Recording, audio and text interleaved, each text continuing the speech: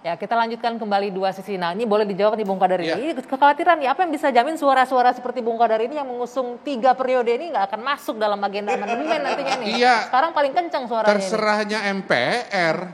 Kan melakukan perubahan undang-undang dasar ini wilayahnya MPR. Siapa MPR? Pertama anggota DPR, yang kedua anggota DPD. Nah, di antara kita 5 yang hadir di sini, yang suaranya dihitung dalam proses itu, ya Pak Hendrawan dengan abang kita Mardhani Alisera begitu.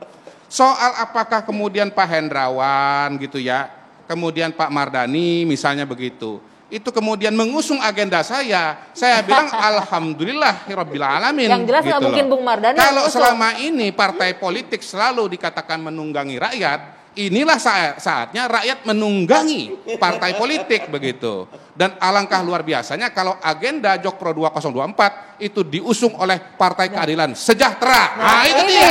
Itu luar biasa. Kejutan luar biasa itu. Saya bukan khawatir tentang itu, tapi saya khawatir tentang prosesnya. Maksud saya begini, Qadari harus dihargai. Kita punya kebebasan berpendapat dan nggak boleh sampai ada yang bilang dia harus ditahan polisi segala macam, nggak boleh itu. Tapi yang mau saya tanyakan gini, kan sudah jelas nih Pak Hendrawan menjelaskan tadi posisi bahwa tidak akan sampai ke sana. Terus kalau boleh saya bertanya, ini jangan-jangan seluruh pemirsa pengen mendengar jawaban dari Qadari ini.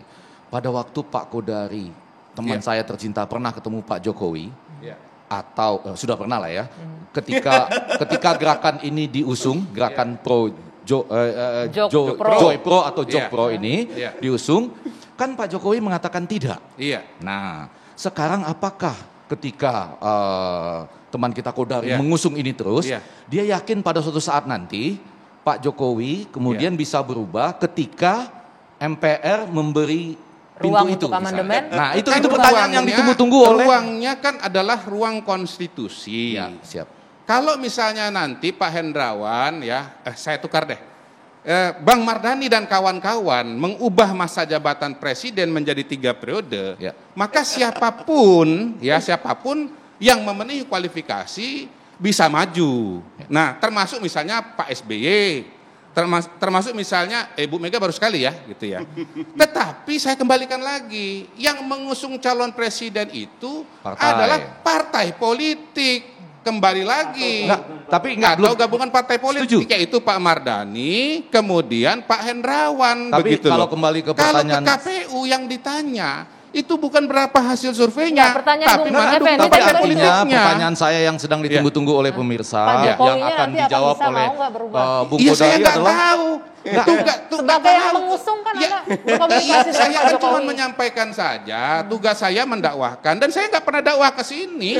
Dakwah saya kepada masyarakat. Kalau gitu itu loh, saya setuju dan dukung 100%. Cuma maksud saya, apakah dalam pemikiran seorang Qadari yang sedang menggelorakan Jokowi Prabowo ini, kalau nanti dibuka ruangnya masuk ke amandemen pasal 7, karena tanpa itu tidak bisa. Lalu Pak Jokowi yang sekarang mengatakan saya tidak mau, kemudian akan berubah jadi mau. Karena kalau tidak, nggak ada gunanya gerakan Jokowi Prabowo. Nggak apa-apa. Yang tugas saya itu menyampaikan gagasan seperti bagaimana dulu Bang Mardhani Alisera menyampaikan gagasan di mana-mana tempat. Tahun 2019 itu ganti presiden. Sekarang giliran saya mengeluarkan gagasan 2024 pilih Jokowi Prabowo. Soal apakah saya diikuti oleh partai politik, saya nggak tahu. Saya nggak tahu, bukan saya pada wilayah saya. Gitu. Yang penting nyari dulu bunyinya. Saya atau tidak, saya nggak tahu. Nama gerakannya jadi keliru. Kenapa? Gerakannya jadi harusnya gerakan 3 periode. Nggak bisa. Gini, karena gagasannya yang disampaikan oleh kami saya paling tidak, itu adalah menghilangkan polarisasi ekstrim dengan cara menggabungkan Jokowi dan Prabowo. Jadi Pak Prabowo-nya sudah ada di sana, begitu loh. Dan Pak Jokowi harus mau. Pak Jokowi harus mau. Dan kebetulan bahwa Jokowi dan Prabowo itu untuk Jokowinya harus ada amandemen dulu 3 periode. Tapi soal 3 periode ini amandemen dilakukan atau tidak, terserah Pak Mardhani, terserah Pak Hendrawan, begitu loh. Saya mandang. Bung Mardhani gini, tadi Anda sudah menyinggung kekuatan di dalam MPR itu yang ada DPR di dalamnya itu kan sekarang dikuasai oleh partai koalisi pemerintah nih. Pasti kemungkinan besar arahnya ini bisa akan terjadi ke situ dong. Kalau pasal 37-nya kan gini, diajukan oleh sepertiga anggota MPR. Nah teman-teman nih karena PAN sudah masuk, tinggal butuh 3 aja anggota DPD. Itu udah lolos sepertiga. Nanti 2/3 hadir. Dari 2/3 hadir 50% plus satunya harus setuju. Ini bukan angka yang sulit gitu loh. Sehingga kemungkinan bola ini jadi liar dan kemungkinan ini membuka kotak Pandora. Kayak kan bukan cuma kalau Kodari katakan ekstra parlementer, tetapi yang di dalam parlemen teman-teman DPD punya kepentingan juga ingin bicameral yang lebih pasti sehingga ketika pintu ini dibuka siapapun akan berusaha maka akan gitu ya. demikian banyak Nah, mumpung DPD disebut ya. komplikasinya gitu. Mumpung Dan DPD itu disebut. sangat berbahaya Ya. di masa ketika tadi pandemi kita tidak bisa argumentasi yang dalam, kemudian koalisi oposisinya jomplang. Gini, Jadi, coba kita berbahaya. Kita bicara amandemen, kita bukan bicara soal yang lain. Memang pada saat dilakukan amandemen tahun 99 sampai 2002 yang 4 kali itu terjadi perubahan-perubahan dalam beberapa aspek yang kemudian kita laksanakan. Nah, saya pribadi kalau ditanya pada hari ini perlu nggak adanya evaluasi? Sebetulnya ada. Dan buat saya yang paling menonjol itu sebetulnya salah satunya adalah soal eksistensi DPD, begitu loh. Kita ini kan amandemennya ini, Undang-Undang Dasar ini, kalau kita lihat itu kayak lihat Undang-Undang Amerika Serikat, Undang-Undang Dasar Amerika Serikat begitu. Jadi dulu kita punya MPR ya, kemudian ada DPR, ada utusan daerah, ada utusan golongan. Dibuatlah kemudian Dewan Perwakilan Daerah dengan wewenang yang sangat berbeda dengan DPR. Nah, masalahnya anggaran DPD itu setiap tahun itu nggak kecil. Coba berapa anggarannya Pak, setahu Bapak? 1, sekian triliun begitu. Sekarang dengan anggaran 1, sekian triliun setiap tahun, DPD bisa apa sih? Saya balik nanya, apa sih bisa yang dikerjakan oleh DPD gitu? Saran, masukan gitu loh. Jadi berarti memang DPD ini pilihannya cuma 2, kalau nggak diperkuat, dihilangkan sama sekali begitu loh. Itu hal lain ya, tidak kita bahas di dulu. Kita kan bicara amandemen gitu loh. Tapi balik lagi nih, karena fokus kita ini soal masa jabatan ini yang khawatir ditunggangi, disusupi masuk ke dalam amandemen ini. Jadi yang menarik adalah gini. Gini, kalau soal nama disusupin itu, sebetulnya itu relatif ya. Karena balik lagi, seperti dikatakan oleh Pak Mardhani, ini tiap kelompok ini punya agendanya sendiri-sendiri. Kalau Kodari tidak menyusupi kok, ini terang-terangan kok. Ya, ini bagus. Begini, ada yang nyusup dari dalam, ada yang nyusup dari luar. Saya dari luar. Saya nggak nganggap ini nyusup dari dalam. Iya. Saya sebentar ya.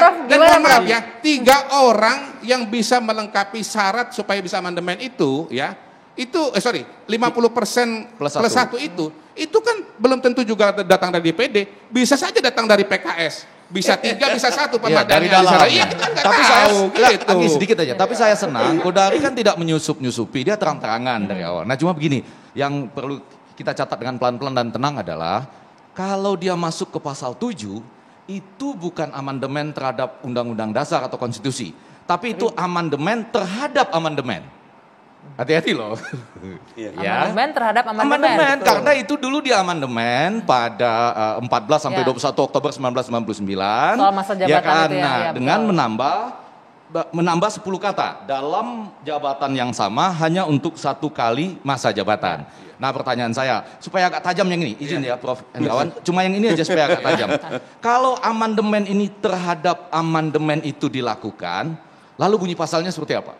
Itu menjadi menarik loh. Orang kurang berpikir, hanya berpikir PPHN. Tapi coba kalau kira-kira kalau menurut Anda akan seperti apa? Nggak kan bisa, coba bagaimana? Bunyinya kan begini, sesudah ini amandemen terhadap amandemen. Ini amandemen pertama justru 1999. Bunyinya sesudah di amandemen presiden dan wakil presiden memegang jabatan, nyanya dihilangkan karena itu bukan jabatan mereka, jabatan negara itu. Selama 5 tahun dan sesudahnya dapat dipilih kembali dalam jabatan yang sama hanya untuk 1 kali masa jabatan. Nanti kalau di amandemen bunyinya gimana? Saya usul dari 1 kali masa jabatan menjadi 2 kali masa jabatan lagi. Itu aja, gampang. Tapi begini poinnya, kalau soal amandemen terhadap orang belum pernah membayangkan akibatnya. Amandemen terhadap amandemen itu bukan sesuatu yang asing. Enggak. Di dunia ini ada 2 jenis perubahan terhadap Undang-Undang Dasar. Pertama itu renewal, jadi dibikin baru betul. Ya, seperti negara-negara Eropa kontinental. Yang kedua negara-negara Anglo-Saxon, amandemen. Undang-undangnya masih ada tapi kemudian diubah. Amerika Serikat sendiri pernah kok melakukan perubahan terhadap perubahan, amandemen terhadap amandemen. 21 Artinya membatalkan bukan diharamkan lah mengenai untuk mengenai minuman keras secara dimunculin, umum maksudnya. dilarang. Ya. Habis itu kemudian diperbolehkan. itu amandemen Jadi itu 21 sesuatu yang membatalkan biasa. amandemen 18. Dia Oke, benar. gimana, Bung Saya Kodari? justru mau menajamkan apa yang disampaikan Kodari dan behind the line-nya menunjukkan peluang amandemen pasal 7 itu terbuka. Karena fakta yang sekarang, kalau tadi Prof. Ege udah mengatakan, Bang Mardhani, yang nggak boleh di amandemen itu cuman bentuk Negara negara kesatuan. saja. Betul, ya. Iya, Makanya betul kan? saya ingin Negara lain menajamkan. boleh. Saya ingin menajamkan tadi saya bilang.